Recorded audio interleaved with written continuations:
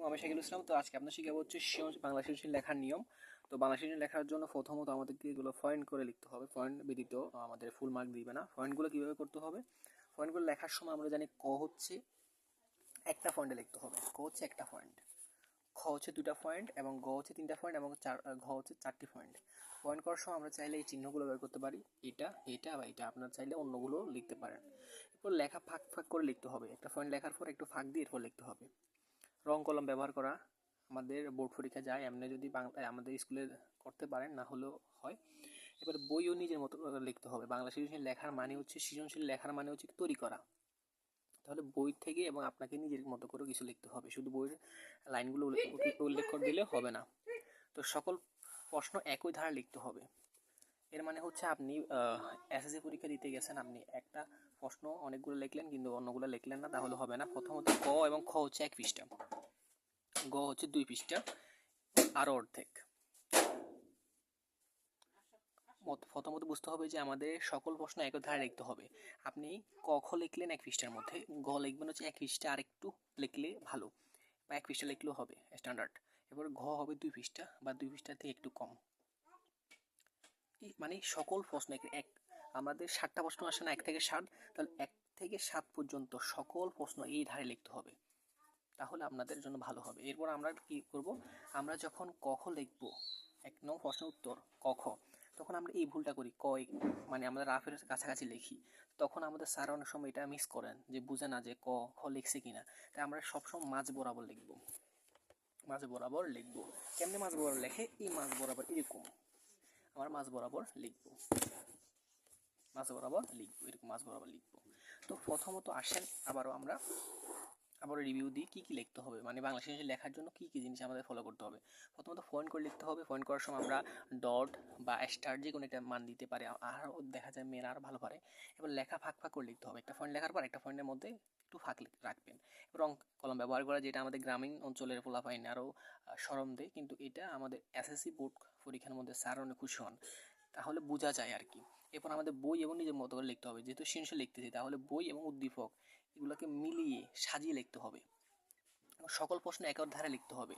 আমি প্রথম প্রশ্নটা একেবারে সুন্দর লিখলাম, 7 নাম্বারটাকে বুঝে যেতেছে না, তাহলে হবে না। এরপর আমরা লিখবো হচ্ছে সৃজনশীলগুলো আনসার করার সময় আমাদের ক খ আমরা এক মাঝ বরাবর লিখবো, যাতে স্যাররা বুঝেন। এরপর রাফ করতে হবে। রাফটা অনেক বড় হবে না, মাঝারি টাইপের হবে। আপনারা পেন্সিল দিয়ে করতে পারেন বা কলম দিয়ে করা যেতে পারে। প্রথম এরকম একটা আমি প্রতীকী হিসাবে একটা সৃজনশীল আপনাদের লিখে দেখাই। প্রথমটা হলো ক।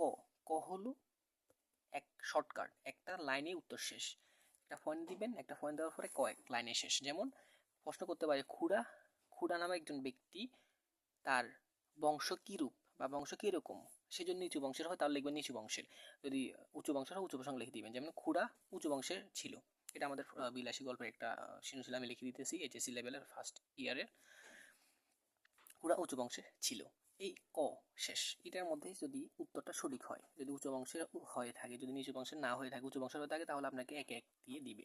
শেষে আপনার কর মধ্যে 1, খর মধ্যে এসে 2, 2 হলে 2 পয়েন্ট লিখতে হবে, সোজা কথা। তাহলে খর মধ্যে প্রশ্ন করতে পারে, এখানে খর মধ্যে একটা প্রশ্ন করছিল যে খুড়া কোন বংশের, আমি লিখছি যে খুড়া হচ্ছে উঁচু বংশের। এরপর লিখছে ইহা আর একটি শক্তি, বলতে কি বোঝায়? ইহা আর একটি শক্তি, এই কথাটা হয়তো বা কবি এক লাইনের মধ্যে বলছেন যে ইহা আর একটি শক্তি, এটা কি বুঝাইছে? এবং প্রথম লাইন হচ্ছে খর, প্রথম লাইন হলো এটা তারা কি বুঝেছে, এটা শর্টকাট লিখে দিবেন। প্রথম হচ্ছে ইহা আর একটি শক্তি ধারা কবি স্বামী স্ত্রীর মধ্যকার অদৃশ্য ভালোবাসার কথা বর্ণনা করেছেন। এখন তিনি এই মানুষের স্বামী স্ত্রীর মধ্যে যে সম্পর্কটা, যার ফলে দেখা যায় তারা সংসার আজ অনেক মৃত্যু পর্যন্ত করে থাকে, সংসারের মধ্যে তারা আনন্দ দুঃখ নিয়ে বেঁচে থাকে, এই সম্পর্কটাকে বা ভালোবাসাকে তিনি শক্তি বলে আখ্যায়িত করছেন। তাহলে আপনি প্রথম 1 লাইনে বা 2 লাইনে একটা পয়েন্টের মধ্যে আপনি প্রথম এই কেন কি বুঝাইছে এটা লিখবেন। এরপরে বোঝানোটা আপনার যে বইটা আছে, বইয়ের মধ্যে গল্পটার মধ্যে এটা কেন এই বাক্যটা তিনি বলছেন এটা লিখতে হবে, বা আপনি নিজে থেকে কিছু লাইন লিখবেন। আমি কি লিখছি, স্বামী এবং স্ত্রীর মধ্যকার ভালোবাসার মাধ্যমে তা অনন্তকাল দুঃখ আনন্দের মধ্যে সময় কাটিয়ে দেন, যার মধ্যে কোনো স্বার্থ থাকে না। কিন্তু বিলাসী গল্পে দেখা যায় একজন ভদ্র মহিলার স্বামী মারা যাওয়ার পর সে তার মৃতদেহের কাছে কয়েক মিনিটও থাকতে চায় না।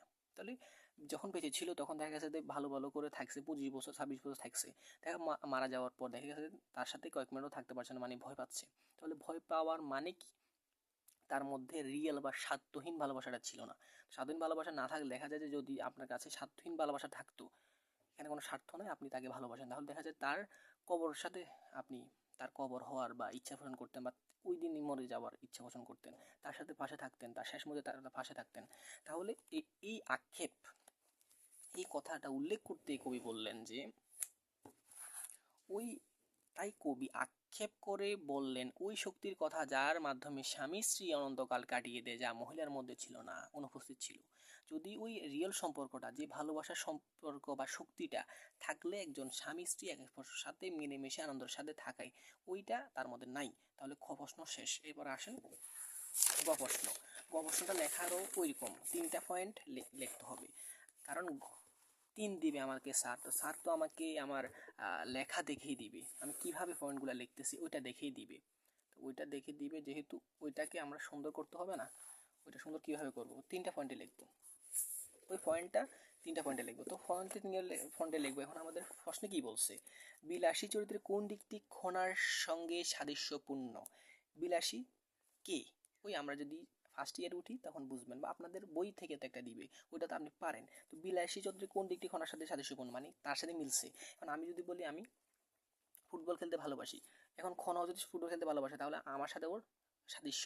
এমনি বিলাসী গল্পে দেখা গেছে বিলাসী তার আদর্শবান, তার ন্যায় পরায়ণতা, এবং সে দেখা যাচ্ছে যে মৃত্যুঞ্জয়, সে নিচু জাতের হয়তো কি হবে, মৃত্যুঞ্জয় উঁচু জাতের, তার সেবা করার মাধ্যমে তাকে সারিয়ে ওঠার চেষ্টা করছেন। তিনি সবার বিরুদ্ধে কি করছেন, একসাথ হয়ে সবার বিরুদ্ধে কাজ করে নিজের স্বামীকে ভালো করার জন্য এগিয়ে আসছিলেন। তেমনি খনা নামক একজন মহিলাও এরকম, সে রাজ রাজার স্ত্রী, এবং দেখা গেছে সে তার মেধা খাটিয়ে অনুমান করতে পারে, বা মেধা খাটিয়ে তার কৃষকদেরকে বিভিন্ন পরামর্শ দিয়ে থাকেন। এই পরামর্শের মাধ্যমে কৃষকরা অনেক সুফল ভোগ করে। তো এটার মাধ্যমে দেখা যাচ্ছে যে তাদের আদর্শের দিকটা প্রকাশিত হচ্ছে, দুজন দেখা যায় উপকার করতে ভালোবাসে। তাহলে আমরা লিখে দিব প্রথম লাইন কি, বিলাসী চরিত্রের সাথে খনার চরিত্রের আদর্শগত দিকটি মিল রয়েছে। এক মারেই এক এক মাইরে স্যার এক দিবে, কারণ কি প্রশ্ন কি বুঝেছে সেটা আপনি প্রথম লাইনে লিখে দিয়েছেন। এরপরে প্রথম লাইনে লেখার পরে আপনি এবার কিছু মশলা মারবেন, আদর্শগত দিকগুলো কি, এগুলো আপনি একটু আপনার নিজ মতো লিখবেন। যেমন আমাদের সমাজে অনেক মানুষ আছেন যারা নিজেদের সময় অন্যের জন্য ব্যয় করে এবং অন্যের উপকার জন্য এগিয়ে আসে, তারা এদের নিজেদের গুণ এবং মেধা মানুষের কাজে লাগায়। যেমন হযরত মুহাম্মদ সাল্লাল্লাহু আলাইহি ওয়াসাল্লাম কি করছেন, তার জীবন যৌবন সব কিছু আমাদের জন্য, আমাদেরকে অন্ধকার থেকে সামনে এগিয়ে যাওয়ার জন্য তিনি চেষ্টা করছেন। এরকম অনেক মানুষ আছেন যারা তাদের নিজেদের অর্থ, মেধা, শক্তি ব্যয় করে অন্যের উপকারের জন্য। তো এটা বলার পরে 2টা পয়েন্ট আমরা শেষ। এবার 3 নাম্বার পয়েন্টে আপনি উদ্দীপকের সাথে মিলাবেন, উদ্দীপকের সাথে মিলাতে হবে। তো বিলাসী গল্পে দেখা গেছে কি হয়েছে, বিলাসী কি আদর্শবান ছিল সে, এটা আমরা লিখবো। তো বিলাসী গল্পে বিলাসী নিচু বংশের হওয়ার পরও উঁচু বংশের মৃত্যুঞ্জয়কে সারিয়ে তোলার জন্য সবার বিরুদ্ধে গিয়ে সে কি করছিল, মৃত্যুঞ্জয়কে সহায়তা করছিল। এটা তার ছিল আদর্শ, এবং তার উপকারিতার যে আদর্শ গুণ উল্লেখ করেছে। এবং উদ্দীপকে দেখা গেছে কি, তিনি উদ্দীপকে খনা নামক মহিলা তার মেধাকে কাজে লাগিয়ে কৃষকদের সহায়তা করত। সুতরাং বলা যায় খনার সাথে বিলাসী আদর্শগত মিল আছে। আমরা চাইলে আরও লিখতে পারতাম, কিন্তু না, আমরা স্ট্যান্ডার্ড লিখবো। হয়তোবা আমি এটা মজা করে লিখতেছি, আমার 7 নাম্বারের জন্য কোনো আমাদের হাতে থাকবে না, আমাদের সময় থাকে 25 মিনিটের মতো। তো আমি যদি 20 মিনিটে লিখতে পারি, আমার রিভিশন দেওয়ারও হাত থাকবে। এবার আসেন 4 নাম্বার ঘ, ঘোড়ার ঘ, ঘোড়ার ঘ আর কি। তো ঘোড়ার ঘটা 4 পয়েন্টে লিখতে হবে। 4 পয়েন্টে লিখতে হলে প্রথম পয়েন্টটা হলো কি প্রশ্ন বলছে, এটা ঠাম করে আপনি 1 পয়েন্টে লিখে দিবেন। তো প্রথমত বলতে পারে যে আমাদের বলছে যে মৃত্যুঞ্জয় ও মিহির সম্পর্কে বিপরীত চরিত্রের মানুষ, মন্তব্যটি যথার্থ করো। মৃত্যুঞ্জয় ও মিহির পরস্পর বিপরীত চরিত্রের মানুষ, তো কথাটি কি সত্য না মিথ্যা আপনি 1 লাইনে লিখে দিবেন। আমরা লিখতেছি যে মৃত্যুঞ্জয় ও মিহিরের চরিত্র পরস্পর বিপরীত, কথাটি যথার্থ লিখে দিবেন, কথাটি যথার্থ, কথাটি যথার্থ। এরপর এটা 1 লাইন হয়ে গেল, আপনার 1 পয়েন্ট শেষ।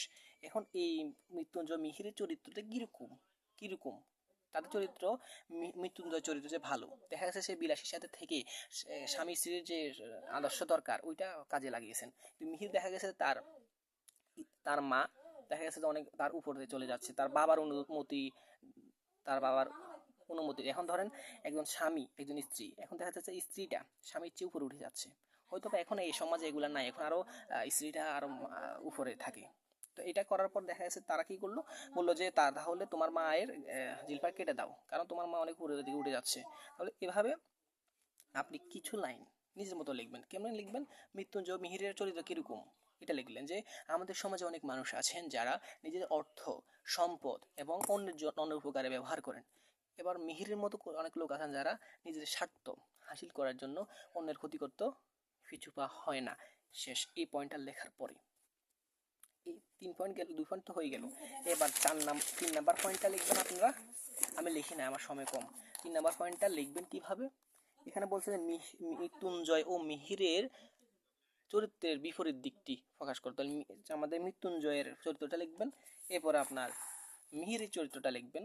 উদ্দীপক মিহিরের চরিত্র দেওয়া থাকবে, শুধু আপনি আপনার ওই ফড়া থেকে আমি মৃত্যুঞ্জয়ের চরিত্রটা লেখার পরে আপনি এবার এই লাইনে গিয়ে যেহেতু যেহেতু বলা যায় উপরোক্ত তথ্যের মাধ্যমে মৃত্যুঞ্জয় ও মিহিরের পরস্পরের চরিত্র পরস্পর বিপরীত কথাটি যথার্থ, এর মাধ্যমে আমাদের সৃজনশীল লেখা হয়ে যাবে। তাহলে আমাদের মাথায় রাখতে হবে সৃজনশীল লেখার সময় আমরা অতিরিক্ত অবাঞ্ছিত লেখা লিখবো না।